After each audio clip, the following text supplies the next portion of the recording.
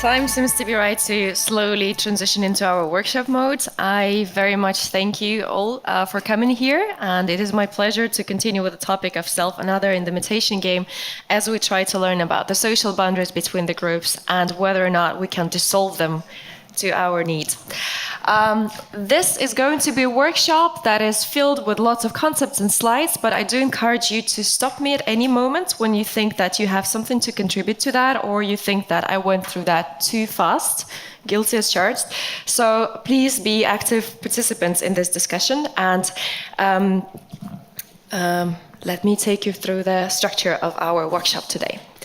So the outline is as follows. First, I'm going to talk a little longer about the sociology of the concepts behind self and other, again, how we can use them when we talk about social boundaries and what we can learn using these concepts. Then I will focus a little longer on the imitation game as the methods, as some of you may have heard yesterday, and I apologize for any repetitions on that part. This is experimental paradigm for social research.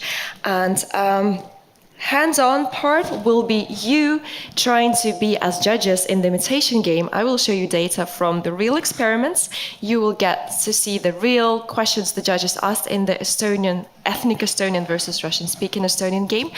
These results will be in English, so you will have to imagine how they may have sounded in the original, or how they were typed, and you will try to guess which one is which. Again, those of you who do not associate yourself with either of the categories discussed, just use your imagination. We will be using cell phones in order for you to be able to take part in the quiz. So I encourage you again to make sure that you have wireless here. And if you think that this would be a problem, maybe team up with somebody else so you can decide together what the answer is. Because at the end of the day, I would like to have a little bit of a statistic how well the audience that is working on integration matters is able to analyze, categorize, and classify people as belonging to certain social groups.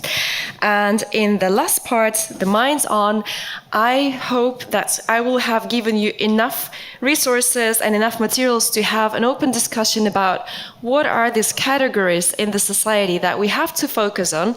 And if you heard my talk yesterday, I was inviting everybody to focus on similarities rather than differences. And in order to find similarities, we have to first start from kind of the stereotypes that we have to break and the things that do not work when we want to see a cohesive society. So think about differences as something we have to overcome and similarities as something we have to capitalize on. And in that part, we could use two systems. You can either use the workshop system to submit your question, or the alternative is that we would just use pen and paper method, unless you would like to use your voice, which I think is also the best solution. So if you think of a relevant category or a test question for the imitation game, it's also fine if we just do that as a dialogue. So, other as a mirror. So this is a very crucial concept because self is not something you can take out of your pocket. It's not like a passport that you can, at a given situation, take out and demonstrate, oh, I'm actually this category. It becomes performed in interaction. So it also shaped by this interaction. If you think of somebody as a mother, that person only becomes a mother when they do something motherly. They either show care for their child, or they talk about their child, or they behave in a way that will indicate them as a mother. For example, not go to a conference because they had a sick kid at home. So others, in that respect, are a defining tool for us. We are somebody in relation to somebody else. The looking glass self is the process in which we form our self-understanding and we correct it a little bit. If the reaction from the society says that this is not the norm, this is not how mothers are perceived, or this is not how presenters are perceived. And the generalized other is the reason why, when we're alone in the room, we're still imagining how the others would react to that, how we are expected to behave as a member of a social group. And it doesn't have to be an ethnic social group, it can be a group of that is related to your profession, to your personal preferences, or any other category that can be used to form a group, a unity. So the social order. I think very often when we talk about that, we somehow forget that social order is not equivalent to the nature of things. nature of things as if the way it should be. Things are the way they are because we interact with each other and we shape our norms, expectations, and everything. Sure, we will have something that will be inspired by reality, but it doesn't have to be the exact reflection of a biological reason why races are. Races became relevant when somebody made them relevant. So here are some processes which I would like to talk to you to describe the process how something becomes a category, how something becomes a norm that we together, how the masses start orienting to them. First, there's the process of externalization. It's very difficult to pin down that moment because, somebody expresses an idea and then we kind of relate to that in a way, and we create cultural objects. So if we talk about ethnic identity, just to give you a concrete example, this will be a statement like, oh, Russians are very aggressive. Or you could say something that, well, you know what, Estonians are actually very, very reserved. Something like that would become a cultural object, and over time, we're not talking about one utterance, somebody saying it once, but over time, this becomes a fact. We start questioning who was the first person to have said that. Instead, we relate to that as an objective truth. And internalization is the final stage of that process when we accept that as the lens through which we interpret the world. And it doesn't matter how many non-aggressive Russians you will encounter. It doesn't matter how many active and non-reserved Estonians you will see in your life. You will still ignore them and you will focus on the stereotype that you have in your mind. So, we do rely on social order. I have one picture for you. Maybe those of you who like memes are familiar with this one. This was a question at some American school when kids were supposed to draw what their parents did, so to show their profession. So when I grow up, I want to be like mommy. So I don't know how well you can see the picture, but I imagine that many of you will have some interpretation of that, right?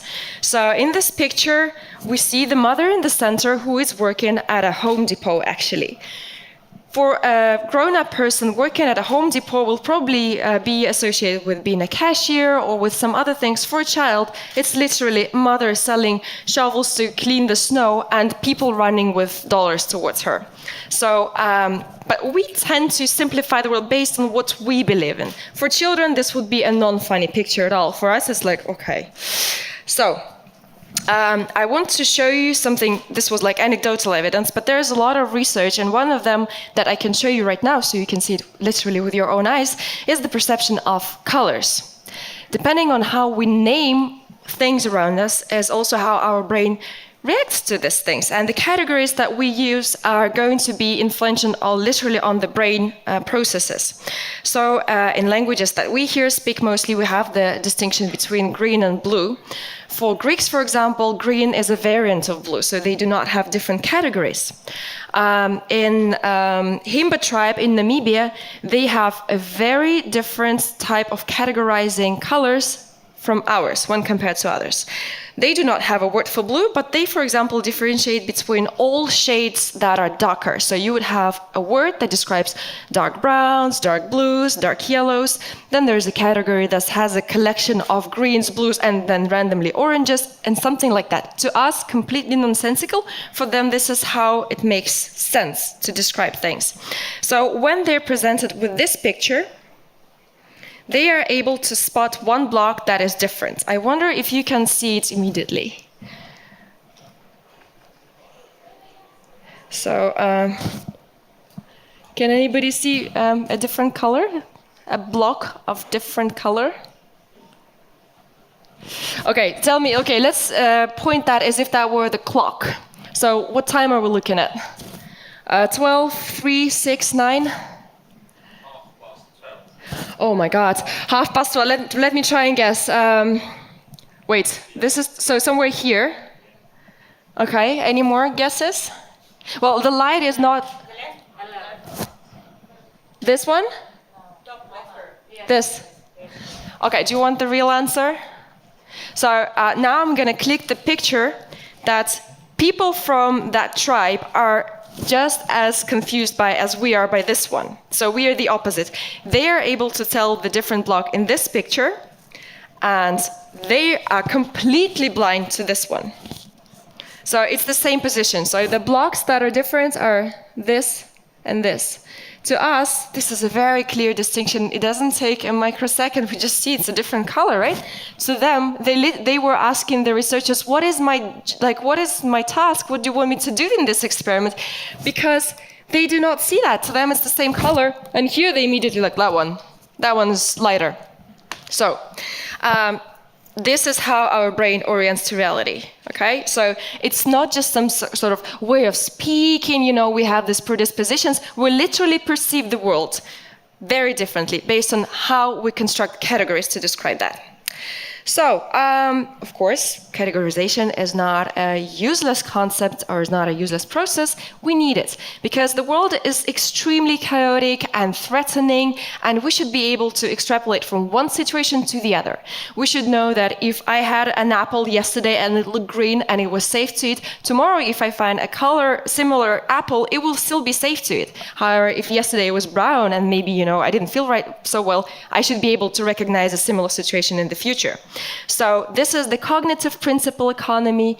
When we meet people we have never talked to, we should be able to make a picture, make some sense of them, rather than just go to them and tell everything you know about yourself, ask everything you can ask about them, and then say hi. This would not make sense.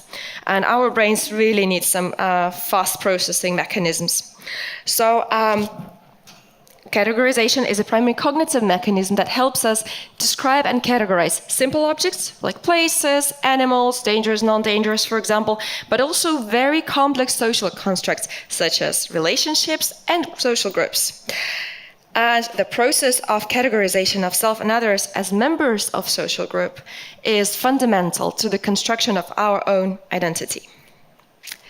So, then you would imagine, of course, that I also have some cons. What are the dangers? What are the threats of categorization? First of all, it's reductionism. This is our tendency to describe something that we encounter in simplistic words. We will try to imagine that a person and their identity is their culture. That's it. They acted like this because they belong to this social group. Essentialism is also quite a threatening idea because we imagine that these are hard given facts, they cannot be changed. So if somebody was born, it's a little bit like a caste, you cannot change that. But I assume most of us here would at least partially disagree with the idea that nothing can be changed, that you were born as a certain entity and nothing will, we change, even eye color changes, right? Hair color changes, we change our preferences. Everybody can think of a product or a meal that they hated as children but love right now. So everything is in flux. So essentialism in that way is not the most useful concept to use. And reification, when we talk about certain things, we reinforce them. By calling things names, we create them. And when we say that there was an ethnic conflict, when there was a person of a different ethnicity involved, we create this context in which we interpret everything as the guilt or the consequence of that ethnicity and all the attributions. And othering also creates subjectivity. Subjectivity means that there will be asymmetry in relationships. There will be somebody who has the norm and somebody who does not correspond, does not stand up to this perfect standard. So when we talked about assimilation, this is something that we have when we listen to the discussion about tolerance. This is exactly the same thing. We create disbalance, and it's not very fair because who are we to decide that our norms are better than other people's norms? So again, I want to prove this point by telling you briefly about another study in which we see that stereotyping is way more than just a not so useful narrative. There was a study about performance. They actually used different studies. The one I'm going to talk to you about is about sports team, and they had a standard performance test in which they had, I don't know, to kick a ball a number of times. So did something that they do professionally. And some of the participants in these experiments were there were Afro-Americans, some were white Americans. And the stereotype for that particular game is that white players would have more of a strategic thinking. So this is one of the connotations, that they are team players, they know how to scheme, how to pass the ball, how to arrange the game in terms of strategy. Whereas the Afro-American, the black players, are said to have more stamina, they're faster, they're physically more apt. So before this performance test, one group was told that, okay, we're actually going to measure how well you do strategically. You can imagine that the Afro-American players underperformed. They really did not, they were not able to maintain their own baseline. They thought that they are going to be judged on a category that is stereotypically considered to be their weakness. And just by having the orientation to that threat, they confirm the stereotype. So we perform worse. In the opposite experiment, when they said that the experiment was to measure the relationship between the player's identity or whatever race and stamina, it was the white performance players who underperformed significantly. So maybe you can think of your own examples in which the moments we imagine that something might be problematic, there's something happening, we cannot perform as our usual selves. I myself can say that. I always, yesterday, I was speaking Estonian to other colleagues. This is not my mother tongue. I think I'm relatively fluent, but just because I thought, okay, now I'm at this integration conference and I should be able to speak perfectly because I talk about, blending in and being communicative. I find myself speaking like a 5-year-old. I wasn't able to make a full sentence, It was really, and I was talking to somebody very nice actually. So it's not that the person gave me, a negative attitude. It was me, myself, constructing the constraints within which I could fail, so I did. A self-fulfilling prophecy, if you like. Easily explained. When you're very aware of something, you become conscious of it, and when you become conscious of it, you become anxious. But when you are anxious, the hormones that fill your body are actually the ones that shut down your prefrontal cortex, which is actually responsible for performing. So, yes. It did not, and I'm sure that there are so many situations in which, for those of you who did not hear this, so there is a biological explanation about the cortex being blocked when we feel anxious.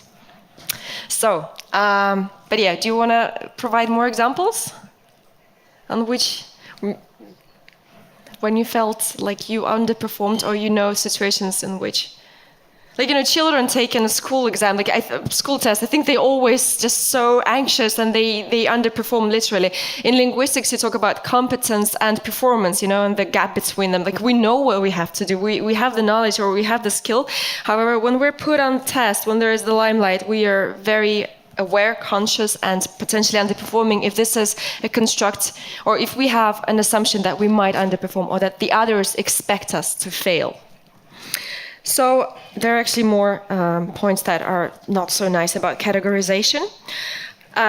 In general, this is not a mechanism that is there to create a very accurate picture of the world. That's not the idea. The function is concerned with perception of belonging to a group. So we don't categorize because we're evil creatures. We want to find our own tribe. And finding our own tribe depends on making sure there's a little wall that the others don't cross. And we really want to find our own by deciding who are not ours, who are the outsiders. And studies show that there is exaggeration of in-group similarities. So when we are asked, or when we think in those categories, we tend to think that people who are within our group, we all share. We all are very highly moral, interested in education, motivated, this and that. So whatever adjectives that come to your mind, they will be much stronger, and we will orient to similarities within our own group, and we will be very alert, and we will be able to find lots and lots of differences when we discuss the other group. And there is a clear trend for self-favoritism, and it's hard to say that you're the bad guy, right? And intersectionality is a concept that describes the multitude of different roles. Normally they talk about identities that play out in different situations. This is something that I told you about, being a family member, or being a representative of an ethnic group, or being a representative of a certain profession. These do play out, and we're aware of them, or like at least partially aware of them when it comes to us. We know that in the morning I was upset because, and then there's like, family role, like you had a fight with somebody in your family. But then you become, a student, for example. This is something that we are able to think about ourselves, like we switch those roles, or like at least the categories shift. When we think about the others, it's very difficult to remember, to keep that in mind, that these are the people who also have multiple roles. And it's a little similar to developmental stages in a child. Children, when they're born, they would say that mommy is every female. So there is a stage through which we go when they say that, okay, that's mommy, or they call every man daddy, and then everybody freaks out. But it's because they associate the one person and one role, and they think that's how all daddies are. They all look male. And it is later that they're able to develop like more categories to describe, okay, that was daddy, but this is actually just a male person, but somebody else. So over time, there is detail, there's granularity, and in a way, societies still seem to be struggling with this toddler problems of not being able to understand multiple roles and multiple categories. So hopefully we can rise and grow above that. And acquire the perspective of the other. Acquire this perspective in order to understand that others also are a multitude of things, not just one. So I would like to describe identity as a kaleidoscope. So when you look inside it, you will see a beautiful pattern, or maybe just a pattern of unique little pieces coming together. The difference with a kaleidoscope will be that it's not by chance. There are certain rules by which the picture that we get at every moment of turning and spinning the kaleidoscope, it depends on certain factors. So here are some of the mechanisms of relevance that studies say come into existence when we pick, well, it's not a conscious choice, but when we feel that something becomes more important. First is, of course, ranking. Whether this potential part of our identity ranks high in our perception, in relation to self-esteem. Probably when somebody asks you, so who are you? You will say something that is most important to you. You will, for example, if you're a proud researcher, you'll say, I'm a researcher, right? If you just won a marathon race, you'll say, I'm a sports enthusiast. So the thing that at this particular moment defines your self-esteem, or that supports your self-esteem, positive self-esteem apparently, this will be very important to you. Then the resources invested. When we talk about, I try to make references to ethnic identity as an example as much as I can. Somebody invested all their life learning and perfecting their language. Let it be their mother tongue. They would read up all the books, they know all the classics. You cannot expect a person to just give it up. This is a very valuable resource. They've been developing that. They invested a lot of time and effort, so we cannot expect somebody to just suddenly drop it.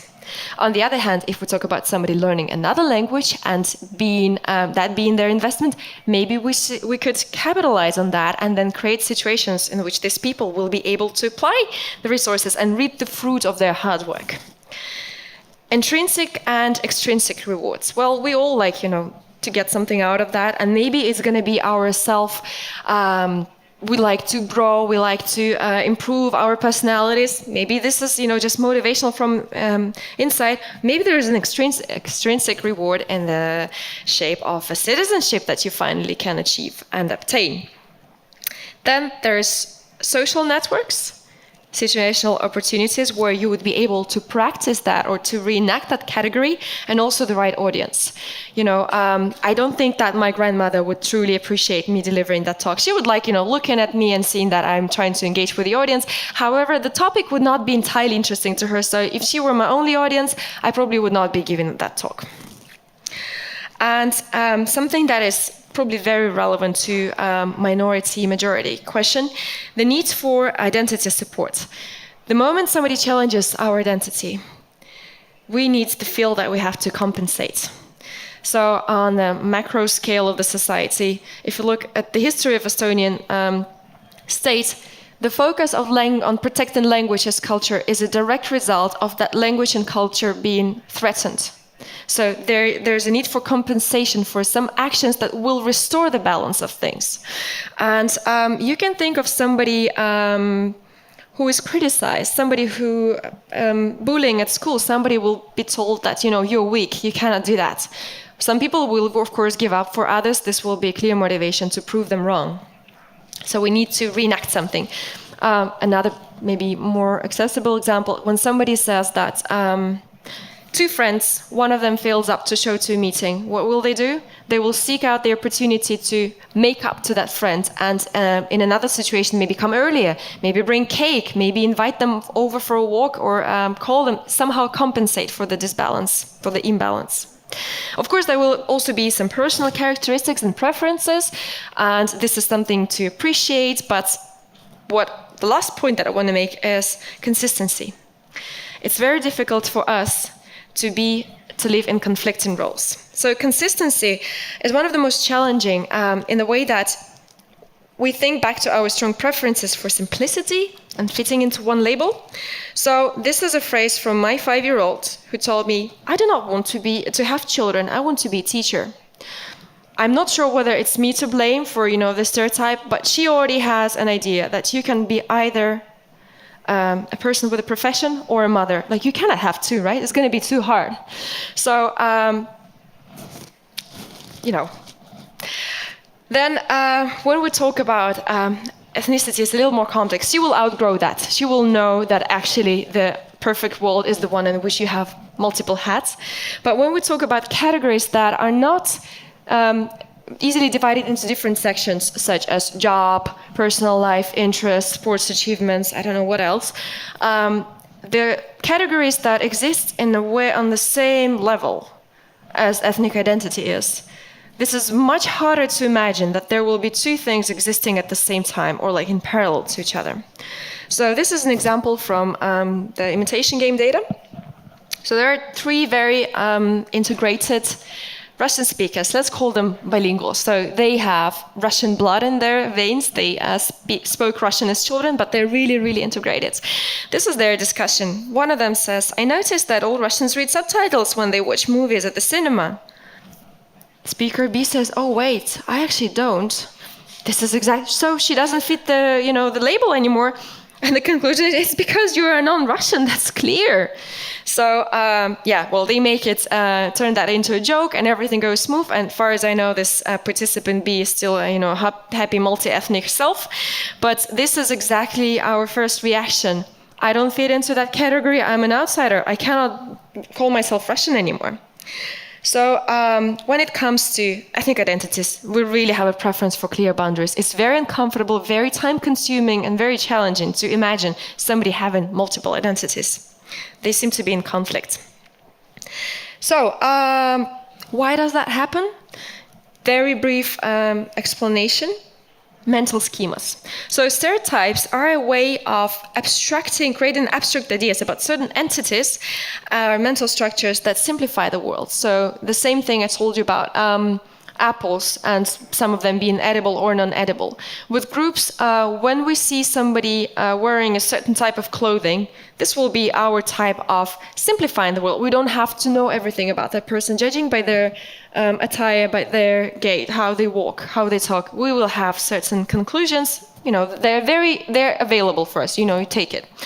So you can think of a romanticized example of. Okay, I'll give you a few concepts. So you know what Monday is, right? You have certain associations. Monday is, well, for some it will be the happy day, finally I can go to work. For others it will be, oh no, yet another week. We all know what conferences are and what we can expect here what we can encounter, what kind of interactions we're going to have. We know who firefighters are and or jet lags and how they're experienced. Then the image that I would like to deconstruct a little bit for you is that of somebody who works in a flower shop.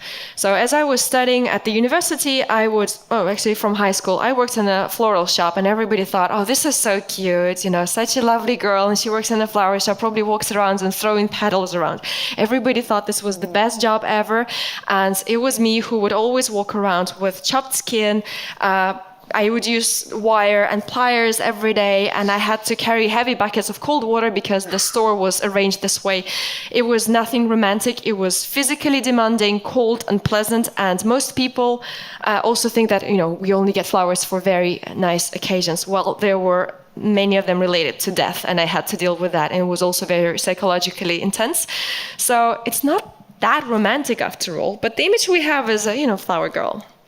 So we need to add some granularity. Granularity is when we put on more details, and from this imagined certainty, we know exactly how all people belonging to that category are. We are slowly moving forward to okay, there is some general statements that are sometimes true about this category. However, there's going to be a lot of variation. So the acknowledged complexity is our target. What we actually need to increase granularity is to establish more common ground, and participatory practices are one efficient way to do that. So from the discussions this morning, I think these were brilliant examples of how people encounter the other, and this is how they learn about the other. And I wouldn't jump to conclusion and say that the moment we understand that we immediately accept, but the chances that this will happen are much, much higher. We still are able to, understand, recognize, and they say, no, that's bad. So, but the trajectory is correct. So, I will still repeat the slides about imitation game, just in case somebody of you was not there yesterday. Others, you can check your phones if you need it right now. So, imitation game is an adaptation of research from 1950s when Alan Turing devised his famous robot test, in which they tried to understand whether computers can pretend to act as humans, to reply as humans. So the judge would ask a question, they would formulate a question and send that to a hidden computer and a hidden human, and then they would receive two answers, and based on the answers, they would have to guess who is who. And nowadays, we use that for studying the dynamics of group formation and maintenance. Again, you don't have to think only about ethnic categories. You can also look at any other category that is used by people in the society to form some sort of unity, some membership. It can be race, religion, participating in group sports versus single sports, things like that. So anything that we use to create membership. And the roles in the experiment design are such that there is a judge. This is the person who has the target expertise. And they are the ones who decide what kind of questions are going to be asked. And they are also the ones who are assessing the two competing answers. One answer comes from a non-pretender, from somebody who belongs to the same group. And one is from the pretender who tries to imagine how the others would reply. And the assumption that we are learning not only about the particular skills or knowledge or cultural information and heritage that is associated with a certain group. What we are able to see in those answers are knowledge about the social world, how conceptually the social world is arranged. We're going to look at some examples. We should make it even more clear to you. But the idea is that there is more than language, there's more than content that we see in those answers, and this is how we are able to actually guess. I will repeat that this was data collected as part of the project Tunnetko naapurisi, Know Your Neighbor, which has been conducted or carried out at the University of Helsinki with the support of Kone Foundation. This was the example, and this will be the last slide that is repeating from yesterday. After that, we should be all on new slides, so those of you posting to Facebook, have just 1 minute. Judge. This is a Russian-speaking judge from Estonia who asked about how do you celebrate New Year's Eve, what do you eat, drink, watch on TV, and get as a person? They get two parallel answers. One of them, the whole family gets together, a lot of food and noise is there, kids are happy, there are humorous TV shows, people drink sparkling wine and shoot fireworks. By the way, I corrected the mistake from yesterday, it was a typo. The other answer is I eat olivier, which is a potato salad, drink sparkling wine or vodka, watch the Russian president's speech at 11 p.m. Presents are plentiful. Just like I said yesterday, number 2 was considered a very typical answer produced by a Russian speaker with enough detail, with orientation to what is actually done, to practices of watching 2 presidents' speech on one evening, that there's a time difference.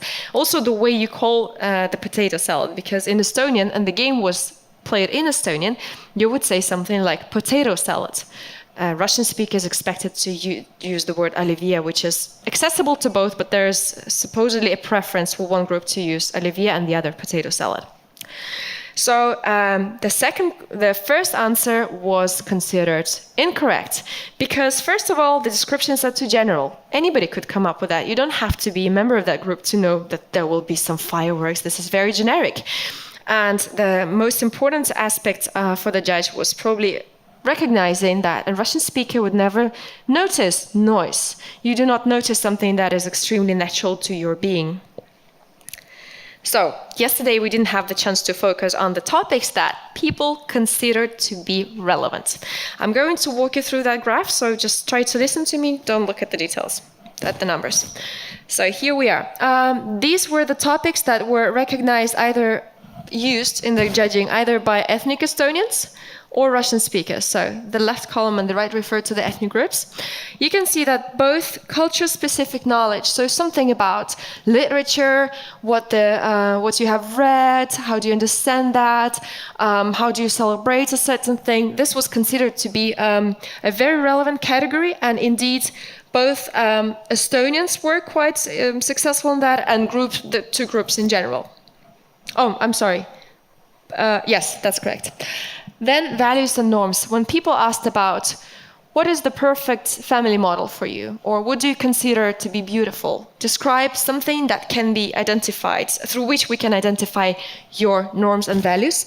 They were also quite useful and relatively good for judgments. So these are not statistical evaluations, these are really descriptive.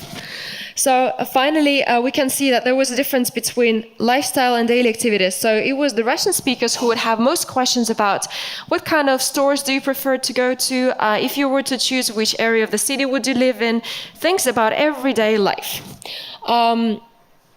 Traditions, both secular and religious, were also very popular, or more popular among Russian-speaking judges. Mass media and pop culture, questions about your favorite news portals, where do you watch movies and why. These things were equally relevant for the 2 groups. And then ethnic Estonians oriented a little more towards political opinions, especially in relation to the political situation with Russia, and to childhood memories. And these both were quite reliable. I want you to look at this too. Lifestyle and daily activities, and mass media and pop culture. They were not reliable. What it means? It's great news. This means these categories between the 2 groups these people who were playing in the game, they were undistinguishable, meaning they were very similar. We cannot talk about a gap between an ethnic Estonian watching only that. Not in the selection of people who were in the experiment. So remember this, lifestyle and daily activities and mass media, pop culture, things like that. Now, there is ongoing work about more detailed strategies that people use for recognizing self and the other. It's not only about form. Yesterday I talked about that, how people would very much pay a lot of attention to form, how the sentences were formulated, and how unreliable or misleading these judgments were. There is more to that. When we talk about strategies, we can also think what kind of knowledge or what kind of information they would orient to more generally. One is epistemics, so the particular knowledge. Is there something that only a member of your group can know? Some hidden knowledge. Then there's experiential. Whether you describing a certain event will have a certain personal touch that I will recognize. Whether there will be some experiential similarity or mismatch between the answers. Does your answer look like what I expect? When Estonian speakers were asking about childhood memories, that seemed to be reliable mostly because these were recognizable or not recognizable activities, and they could see themselves doing the same things in the answers. Axiological refers to opinions. So they would find, the participants in the game would find some kind of boundary object. Boundary object is what we imagine will be an item, say a political activist, that will be seen very differently by the two groups. So the opinions or the values attached to that cultural boundary object will be different. So this is why questions about politics of Russia were considered boundary object. People expected that these would be radically different between the two groups. And linguistic, well, we cannot go without the language and the form. So these are the more broad categories that could be used when you see the answer. Okay, so this is our time now for the hands-on practice and how it's going to go. First of all, use your phone. So I hope most of you do have a smartphone that is connected to wireless. If you do not, but you would still like to participate in the game, either team up with somebody, or we can also, like when everybody has answered, we can also raise hands and just vote who says, A or B. So what you have to do is go to this website, www.kahoot.it.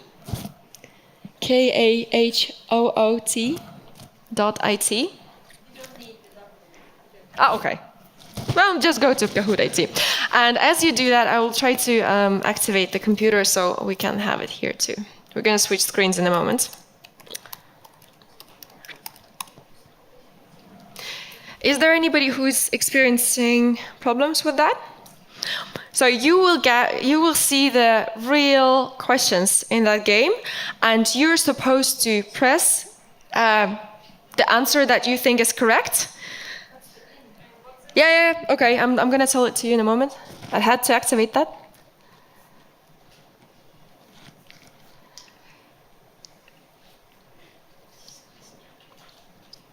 Okay, that's the one. 9536460. As you play, try to memorize what were the things that you remembered. So we will probably try and pause after each question and have a little bit of a overview discussion. So this is the moment for you to raise your hand and say, use the microphone. So do not talk without a microphone. And say whatever you think, okay? And I will then tell you which is the correct answer in the game. This is not to say that this is the correct answer for this ethnic group. This is what the judge, how the judge oriented to that. So we are getting some very nice players. Welcome Winged Panda, Power Zebra, Agile Ferret, Arctic Gnu, and Amazon Gorilla. So let's have a moment.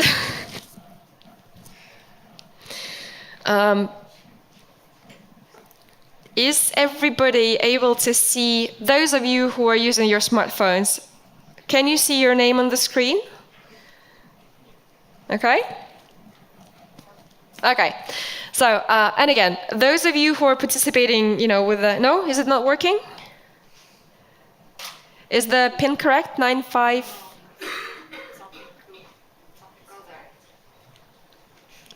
Sorry, can I?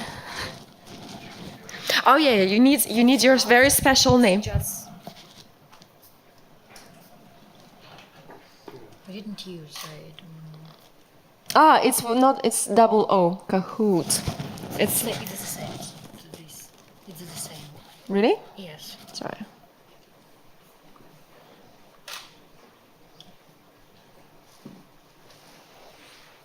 Okay. So, you're welcome. You don't want to know how much time it took me to learn to spin the wheel while I was practicing. So, the game itself is based on software developed by Cardiff University. So when the participants are playing in that, they're connected to unique computers. Unique computers, that was a weird way to describe it. Basically, they sit in front of the computer and software connects them to some randomized other computers. So they're always playing with one team of pretenders and one team of non-pretenders.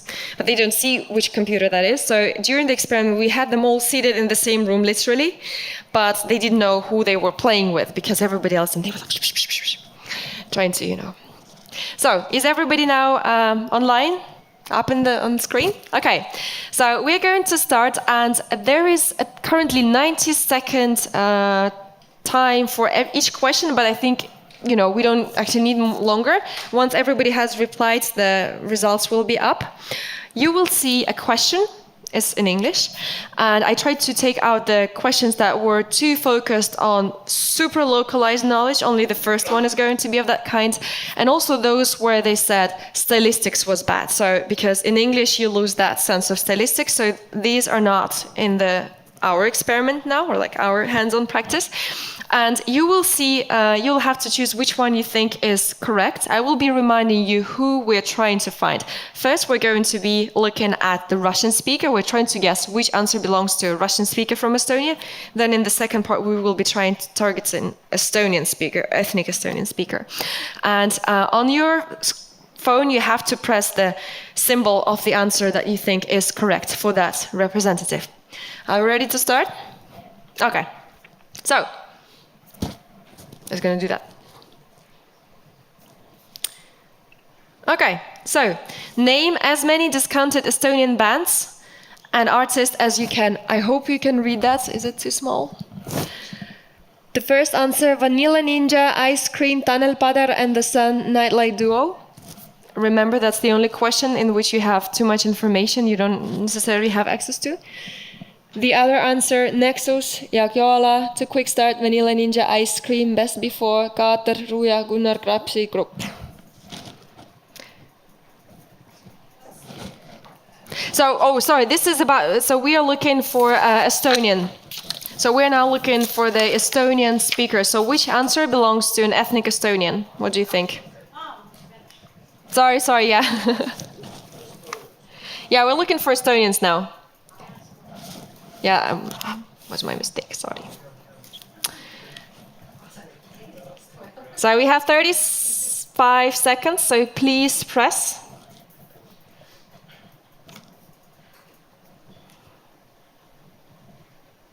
Yeah, and if you are completely undecided, it's also fine to press undecided, but this way you're eliminating yourself from the competition.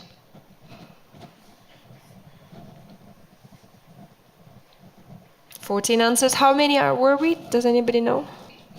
Okay, somebody else press. Okay.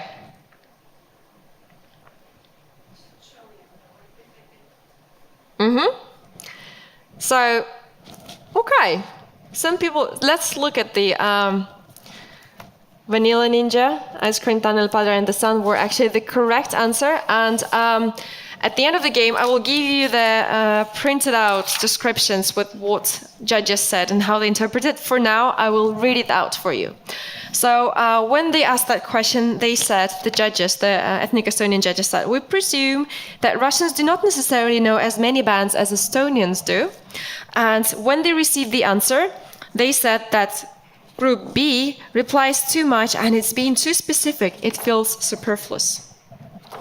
So knowing too much can also be considered as trying too hard and overdoing that.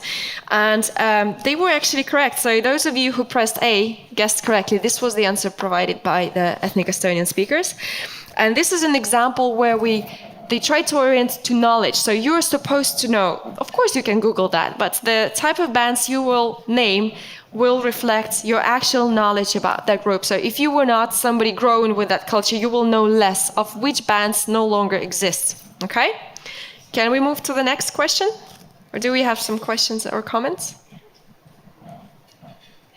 Okay.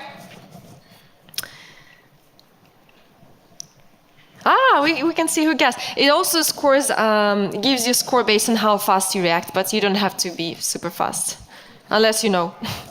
Okay, we'll see the final score at the end.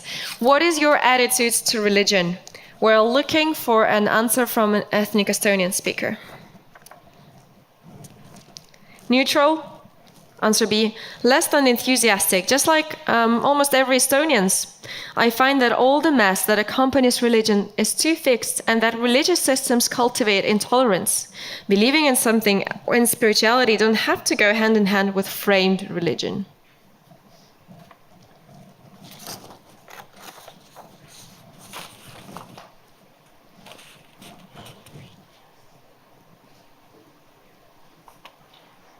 Was it 15, right? So everybody, okay. Let's see if I can just press skip and see the answers. More than 15 because when everybody answers, it goes. Automatically, yeah. Well, last time it didn't, so somebody did not answer probably. 16, yeah.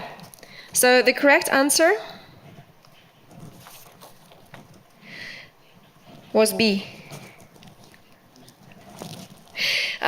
The judges guessed correctly, the judges from the game. They said that they expected that Russians would be more religious than Estonians, and when they saw the answers, they commented that lying or pretending answers are less elaborate. You're not able to, lie too convincingly. So this is, in conflict with the previous comment. When they said too much detail, you are trying too hard. Now they're saying when you lie, you don't give enough detail. So it's very difficult to decide. And the answer is also, at the same time, the content is in harmony with the typical Estonian. So in this reaction to this as something in harmony with what I, as an Estonian, would think is an example of experiential. So I recognize you feeling like that. I recognize you experiencing or having that sensation about religion. I can orient to that. I really doubt that Estonians would give such long answers. However they did so, of course you have to consider that this is an experiment in which people do some stranger things that they would do in normal life. And There are different Estonians. exactly, and we will have an example of that too, so thank you. I'm trying to show you that these categories, no matter what we're talking about, how pretenders should be, how Estonians should be, how Russians should be, like there's going to be always a counterexample. So this is a proof that we just cannot judge people and try to put them into these neat boxes. It doesn't work. What we try to find, establish if there is any systematicity, if there is some generalizations that we can actually make, if any of that is recognized by more than one person. So, Agile Ferrets was very agile. Maybe then the winner can raise their hand. I don't know if you would like to. Oh, yeah. Okay, third question. Western civilization. It would not have achieved its current level without Christian values. Do you agree with that statement? Question A. It depends on what is meant by level of Christian values. Level of achievement, but thanks to Christian values, Estonian written language came into existence, and through that we're similar to the rest of Europe and communicate on equal grounds. Answer B, rather yes than no. And this always... It's still Estonian, yeah, we're still looking for an Estonian. In search for an Estonian. Finding Estonian. You have 4 questions, Estonian, 4 Russian. Yeah.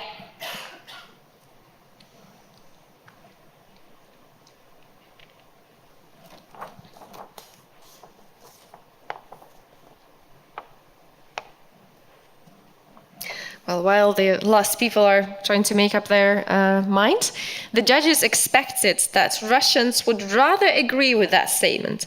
Estonians, assuming they are also progressive, would rather disagree. This is quite a conservative and niche opinion. So the judges thought that the Russians would strongly agree, and Estonians would agree if they were progressive, but maybe would disagree.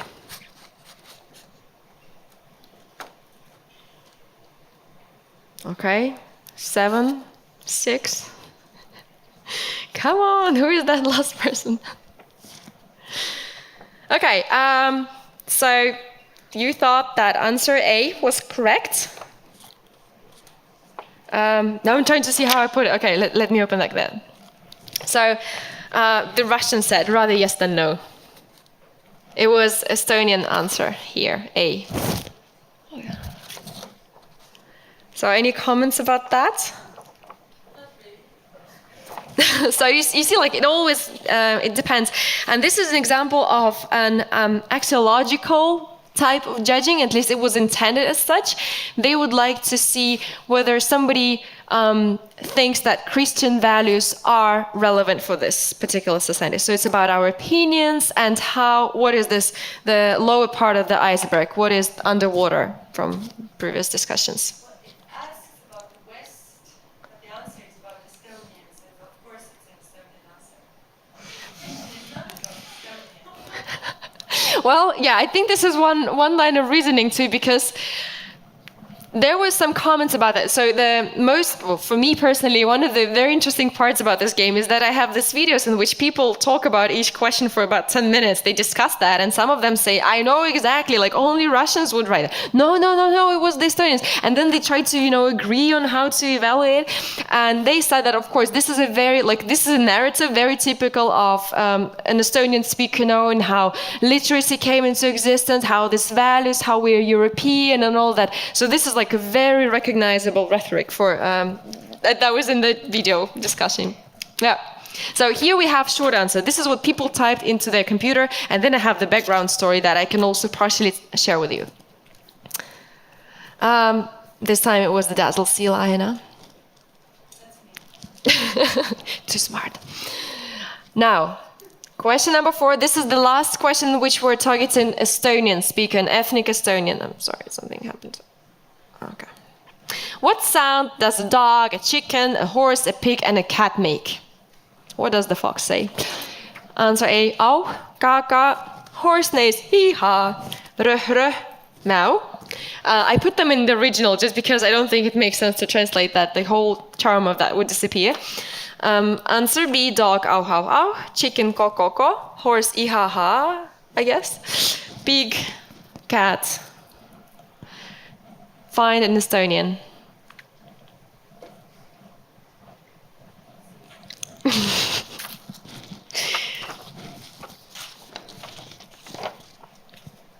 They guessed it too. In the game setup, the participants were able to say how confident they were. So sometimes they would say, okay, this answer, but I actually have no clue. With this one, they gave the maximal confidence score. So this one was quite easy for the judges.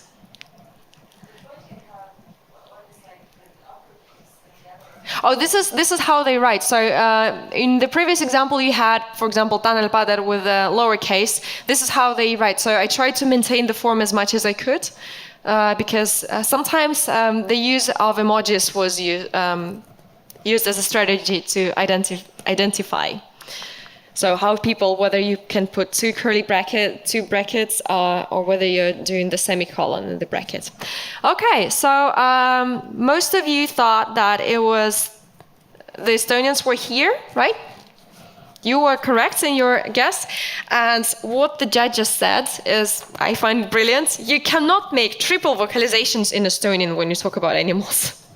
So a dog does not do ow, ow, ow. It goes ow or ow, ow. I don't know how that feels in the general stereotype and, speaking less or silence, but like it's clearly recognizable. In Russian, you will do gav, gav, gav. And when you translate that, you get an ow, ow, ow. So you will combine the two norms, the Russian triple vocalization with Estonian word for that. And that's how you give yourself away.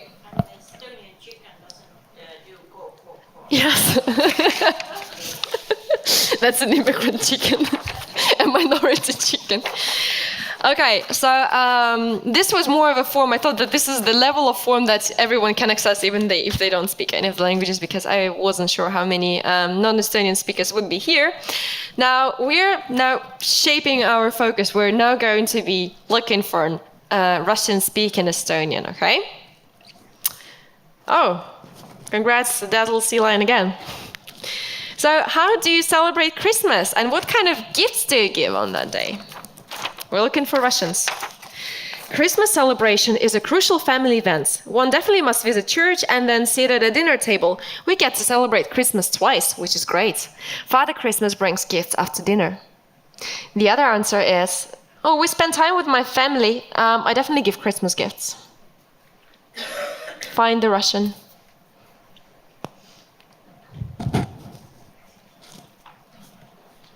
The expectation was that Estonians celebrate Christmas on a grander scale, whereas Russians are expected to prioritize New Year's Eve.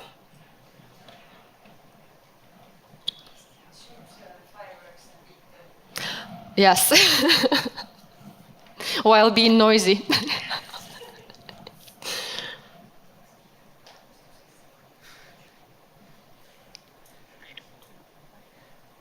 All right. So most of you thought that Russians were in the first answer, right? In this one. So 2/3 here decided that these are the Russian speakers, and these are the Estonian speakers. This is incorrect. So these are the Estonians pretending to be Russian speakers. The judges were a little upset with this one because their expectation was, and their discussion was that Russians do not give presents for the Christmas party. It's the New Year when you get the presents. Like, you definitely do that, but it's not during Christmas. What they were not able to account for is that not all Russians are similar. And these Russians do that. They share Christmas presents too. So there is a mismatch. So they were looking for some knowledge where the people would say, you know what, that's wrong, Russians don't do like that. There was no orientation to that, and then there was like an experiential mismatch, and this is why they were not able to guess it correctly. So then they started orienting to some other things, like the length, the detail, and this was misleading. So it was difficult for these Russian speakers to imagine that the other Russians are not like them. Sorry. Now, we're still looking for more Russians. Congratulations, Dazzle Sea Lion. I think that the competition is very... What do you think about Kersti Kaljulaid, the Estonian president? She's not the most favorite political figure. Sorry. But I think that it is good that she develops Estonian IT sector. She has not proven herself yet, but it is nice that the president is a woman. The experiments were conducted between February and April 2018, so maybe by then she really didn't have enough time to prove herself. The other answer, it is very pleasant that a woman became a president. And both answers recognize that there was like a test in this gender stereotypes, and the judges expected that Estonians would have stronger antipathy for a female politician. I don't know how much you can relate to that. So Estonians are supposed to dislike female presidents, according to the judges in the game. That's what Russian-speaking judges thought the Estonians would feel like. So, indeed, the Russian speaker were in the shorter answer here. It is very pleasant that a woman became a president. And the judges concluded that Russians are more indifferent about Estonian presidents. Here so their original setup or the expectation as to who will react in which way was sort of flawed, or like did not stand up to their expectations. But when they saw the answers, they were able to make the right conclusion. Any comments here? So this is another example of this opinion. Like, how do we, what are our intrinsic norms? So we have, soaring pony. Congratulations. There's a competition going on now. Throw a shoe. Okay, sorry, your opinion on same-sex cohabitation and marriage. Not your opinion, the Russian speaker's opinion. We're looking for a Russian speaker's opinion. Answer A, absolutely neutral. Every person deserves the right to be happy.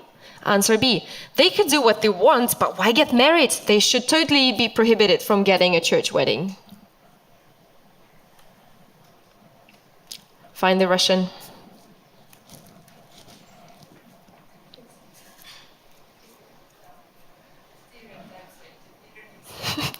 Yeah, you have to decide whether you're aiming for the stereotypical, the proverbial Russian, or the one that you actually recognize in reality. So the judges, okay. So, this is the pre-last question for those of you in the competition. So the Russian speakers said absolutely neutral. And the original assumption was that from the judges. Even younger Russians support gay cohabitation and marriage less than same-age Estonians. So the idea is that older generation Russian speakers will be very critical of this, and younger generation, although a little more open, would be still more stigmatizing when it comes to this category. The final judgment of the judges was incorrect, and they thought that the church and the Bible are holy to Russians, and the majority think same-sex marriage is a sin. So they went for the stereotype and got it wrong. And the last question, the absolutely last question, after we... Where did you go for a party last night? Basically, where was your last party that you attended? Answer A, von Grali bar. And answer B, I was at a birthday party in a rented apartment. So what would the Russian-speaking Estonians say? The judge's explanation was, why do you think this is a useful question? They said, because. So sometimes they were not able or were a little lazy in explaining the exact motivation. So they would sense that something might come out of that, and there would sometimes be a mismatch about what they would expect to find and what they would find. Okay, so the majority thinks that Russians party in a rented apartment and are correct. So, the answer about the apartments is more of a non-pretender, because celebrating birthdays in rented apartments is widely spread among Russians. I don't know if there's a statistic on that, but so let's see the congratulations to all the very accurate judges, and I hope that the explanation for those of you, and well, looking particularly at the dazzled sea lion now, is not because the borders are so strong, but we were able in this demonstration to find them exactly because of a high level of granularity and being alert that some of the assumptions are not found in reality, that they're actually stereotypes. And this is another point to prove that imitation game can measure two things. Either the borders are too strict and the communities do not interact with each other at all, or whether it's because they are very much in interaction, there is a set-up dialogue, and they know enough about the other to not operate on very generalized stereotypes. So here are the scores, and congratulations to everyone who guessed well. And we're now able to go back to our PowerPoint presentation on the other screen. Oh, okay, it's here, sorry. So, but it's not on the, yeah, thank you. So I hope you were taking mental notes as we were going through this process, because in the mind's own practice, I would like you to think about how your own judgment was formulated, how you based your opinions, how you activated certain categories, and what the expectations were. So first of all, I want you to think about unreliable strategies. So was there anything that you recognized now from those several questions that we looked at as unreliable? In other words, something that could categorize for a bad stereotype that is not useful. So, Stereotyping. okay, do you want to give a more expanded answer? Because the microphone then, yeah.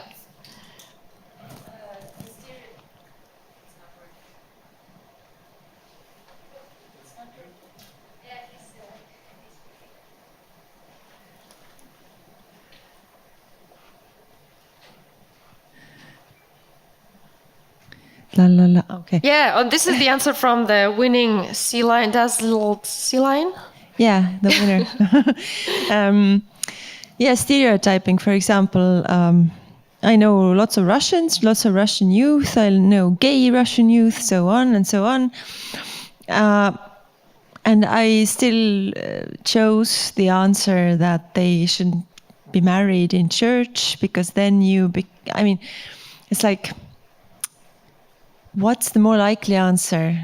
Yes, I know these gay Russians, but the general expectation would be that they are less accepting to this, right? So, but it didn't prove useful, which was a lesson. Yeah, this is the typical example of a prediction error. So even though you have access to this information and you are a practitioner who is really aware of these categories, when you're in a situation which you have to decide Both are possible. So. Yeah. No. Any other comments on what was not useful in the game? Or the categories that's any mismatch between stereotypes and reality that you recognized?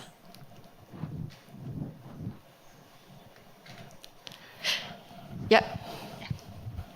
Just a moment.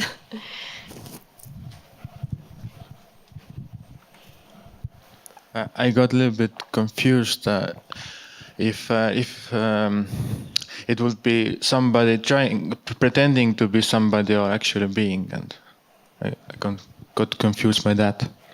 Yeah. So when they're trying to pretend, what do they imagine? It's probably sometimes safer to say that when I want to be somebody I'm not, I will go for the stereotype. Unless I know them really well, then I can go for an accurate, diverse, non-black and white image. But it is true that, when somebody is pretending, how well can they pretend? So sometimes the non-pretenders gave untrivial answers and they were disqualified because they didn't fit the image. And this is basically the goal of this experiment, to discuss the categories that are in mismatch, the stereotyping and the reality. So anything else about that did not work? We will come back, you will have a chance to say that, so just keep your ideas activated in your brain. Now think about reliable strategies for judgment. So were there some, you can give particular examples of things that you thought would, play out this way and then you guessed correctly. It can be topics, it can be this level of detail or any other aspect. Father Christmas, wait, maybe you want to... So we'll have another comment after that. Well, Father Christmas does not exist. There is this Dед Moroz, and there is no Father Christmas. And I think you don't, if you celebrate Christmas, the Christmas period, you still say S Novim Godom, even if it's like the beginning of December, you still say S Novim Godom. So that was, I think, easy to recognize. Yeah, it was a mistake. Yeah. There's one more comment here in the first row. Yeah, on the other, the vocabulary is something that is more easily targeted. So when you're trying to pretend, if you have a little bit of knowledge, so Estonian judges were probably able, if they spoke any Russian, they were able to say that Russians would say Father Frost and not Father Christmas. And some of the comments in the judges' final evaluations said that the content, well, you can always pretend or look up because they had access to the internet, for example. So they had to find some trickier ways of that. But it's the sensation, the experience, the hidden norm in the answer that they tried to discover. Yeah, thank you. I think the question about the president of Estonia was quite easy because supposedly Estonians have more information about her personality and they are maybe more interested, but Russians only acknowledged that she's a woman. So one label, they used just one label to describe her, and the Estonians had a more actions, achievements. Yeah. Who was first? No, I would just like to comment about president. For me, the president was difficult. I would expect the Russian to be more conservative, like, yeah, it's okay, but she didn't prove herself yet, and not to be so enthusiastic. So for me, that was hard. Are you Estonian? You're a bad Estonian. No, this is just to create, to provoke. Yeah. In one of the presentations yesterday, there was a distinction within culture in between texts and practices. So text as the knowledge, which is in some way collected or written down, and practices just acts who can be repeated with a symbolic or concrete meaning. And I think, but this maybe depends on the form of the experiment, that everything that is related to texts in this sense is much easier to distinguish. Knowledge or phenomena who within the culture are broadly discussed are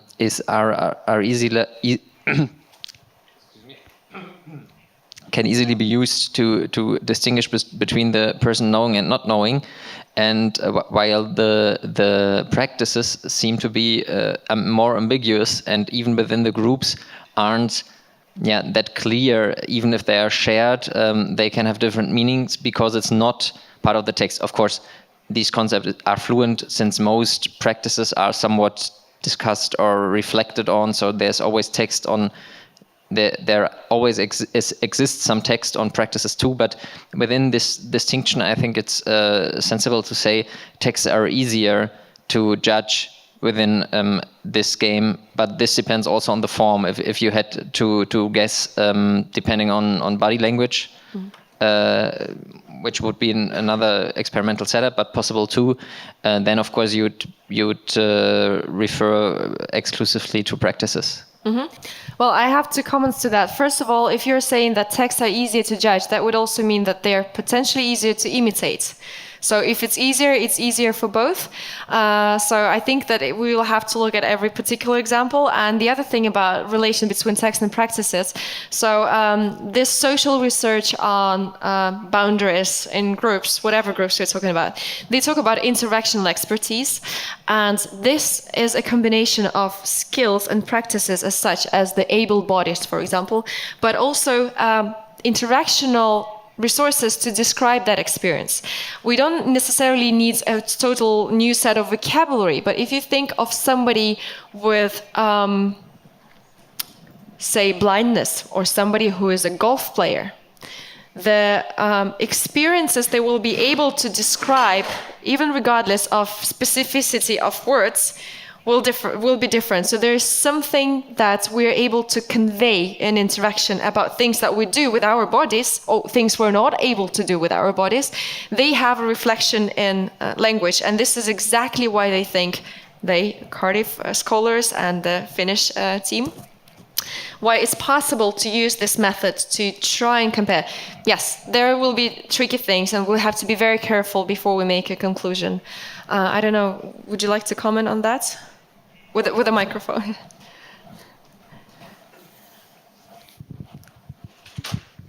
I think one interesting thing about the imitation games is that the results depend on the groups. So that in Finland, when we have had imitation games between religious and secular people, then it appeared that the kind of theological knowledge and how to apply that to person's own life was something which was specific to religious group, and that made it difficult for seculars to imitate. But in Finns playing against the Finnish Somalis, then values, that is the axiological dimension, and also the experiences, they separated the groups, which actually, to my understanding, shows that unfortunately integration of Finnish Somalis to Finland has not been very successful. So the type of differences between groups is a kind of an interesting thing. So the strategies and their validity varies between different games. Yeah, there's also a very important finding in relation to that, partially related to the self and the other. So when you talked about religious and non-religious, so when you say religion, there is a uniting power, like there's some experience, some orientation to being religious. And non-religious is the absence of a category, so that will also affect what will be used in the game. Now, let me continue. We still have almost 13 minutes. Formulate a question. So at this point, I would like us to think about what kind of question would you ask. And you can now think about your own group and then tell us which group you're talking about. So it doesn't matter if it's going to be, well, let's try with ethnicity, whatever ethnicity you can associate yourself with. So now start thinking about the question, and I will bring up the same slide we had before about identity relevance and when it becomes relevant. So when formulating a question, this could be a useful list of things to remember. How we react to things, how we orient to them. Is that related to our self-esteem? Is that about the resources we invested? The reason that I want to focus on that is because I want to find useful categories to talk about, categories of similarity and categories of difference. And in my opinion, it will be, if we find something that is of extreme value to somebody, as a person who tries to blend in another category, to cross this social boundary, maybe there are social programs that can be targeted towards filling that gap or creating a situation in which that skill or that desired skill can be trained, acquired, or capitalized upon if it's already existing in some form. I would like you to now think about that, and I don't know, do you prefer to just take, I don't know, half a minute to think of some kind of question? It doesn't have to be a finally formulated perfect question, just like give us a category. I would ask about cuisine, or I would never ask about cuisine, however, I would think about this. So imagine that there's somebody who's trying to join your social ethnic group. How would you like to find out if there's a pretender or a non-pretender, and whether we can then transform that into a positive thing, twist it around in order to create that the challenge becomes the opportunity or the target of social programs on integration?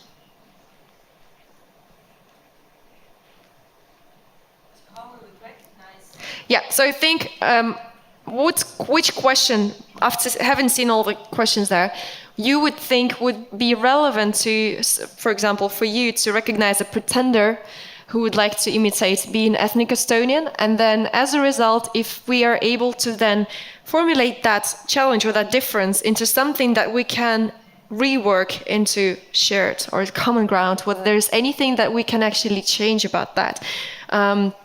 There is a lot of discussion, for example, about media sources and what kind of news people are reading. So this is very important because it has direct import on our understanding of the world, how we frame it. And there's a lot of efforts in which people try to create shared resources of information.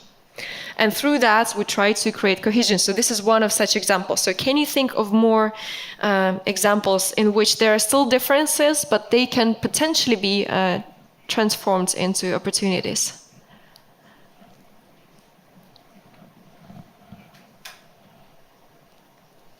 Okay, let's just a question. How would you find a pretender?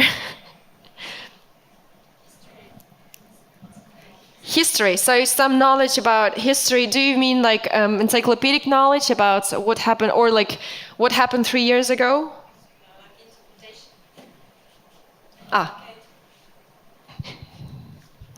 Interpretation about the Second World War period. Okay. It would have to be a clever question. Like, it's not my personal interest, but I think it's the easiest way, because I find when you were talking about resources invested, I think we're also talking about resources invested by our grandparents and the source of self-esteem that comes from these overcoming the obstacles. That's why I think this, I would say, historic memory is a great source of group identity. Wouldn't agree with it, but you cannot deny it. So something, about what happened in 1940 or something like this. Mm-hmm. So. Would you also include more recent history? Because as I mentioned before, there Estonian judges would very often ask questions about opinions about modern history and relations between. No, I wouldn't, because I know I have recognized a greater diversity among Estonians in interpreting the recent history than the more general history. Yeah. Okay, that's a new point for me personally. So, thank you. So history has different values basically based on how much we have been living with that concept. And if it's an older concept, we may probably assume that it will be more difficult to take out, and therefore through that it can be a more reliable category to judge. Yeah. I can only answer to how to identify a traditional German, someone from the traditionally German family, or a pretender in that sense. And I think also asking about if what they know, what the families did during the Third Reich would be a very efficient way, since the fuzzy knowledge of most Germans on their own family history in that sense is, I think, a quite typical thing. But even more efficient probably would be some question about recycling and separation of trash in different recycling categories. Yeah, since this is something that is, I think, known as typical, but the specifics are hard to pretend from outside. This is a very detailed knowledge. I would not qualify, like I wouldn't fit with my parents' social category entirely. And I have knowledge from 4 countries and they're very conflicting how to recycle. I recycle, but how? So yeah, that could be a very tricky question indeed. Yes, please. I also thought about politics and history, but not about the Second World War. Maybe recent, and media, because the consumption of media is really, really different.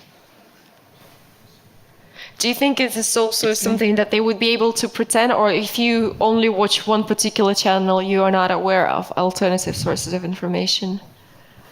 They can pretend, but I think if we take Estonian and Russian, then Estonians, I think, will find out it very quickly.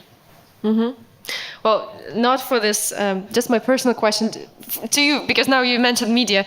Do you think that, I was asked that question yesterday actually, about the role of media and whether there is hope. You know, there was this massive discussion about introducing the Russian Medium channel about Estonian news. And so do you think it's helped? Like, this is literally just my own personal question. Do you think it's working? Is it helping, or is that an impossible achievement? So do you want to comment on that? I'm actually from Integration Foundation. Okay, no, because, so yeah, I want to hear from somebody who knows that, so that's why you will be the right person to answer. I think the two medias are very different. Estonians use one field of media, one source, one part of media and the sources, and most of Russians they listen and read and watch a whole different group of channels and the whole different media. Well, I would like to hope, it is my hope, that this is going to be slowly changing, because as you remember from the graph that showed the reliability of media, like questions about media and source of information. So for these younger people, they were mostly university students and a little older than that. For them, it was clear that they were not able to, like, even if they don't watch it, they're at least aware of what channels produce what kind of information. So they would be able to say, this channel gives me this ideology, this channel gives me that ideology, so I actually watch third channel of information. And many of them, yeah, we'll have a comment after that, many of them reported using world news, for example, for a comparison, because they knew that media could be biased and they would like to have a more general picture. So from this participant, from these 69 people, I see that there is hope about media, at least. I don't know about the whole population.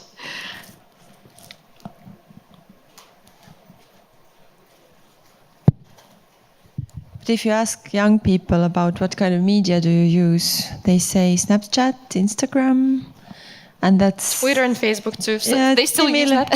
That's similar across Estonians and Russians in the younger generations. They don't follow this YouTube. Yeah, so it's not a viable category any longer, I would say. Well, but that's good, right? So what I'm trying to say is that the categories that are no longer viable are good categories. The problem with integration will be solved when we don't talk about integration anymore. So as long as we still are able to make the distinction, that means there are these differences. So any other categories you'd like to bring up? Because if not, I can just conclude and then, but in a minute. These were your informed guesses, by the way, right now. And well, this was also our round of imitation game because we went for the short format of just discussion.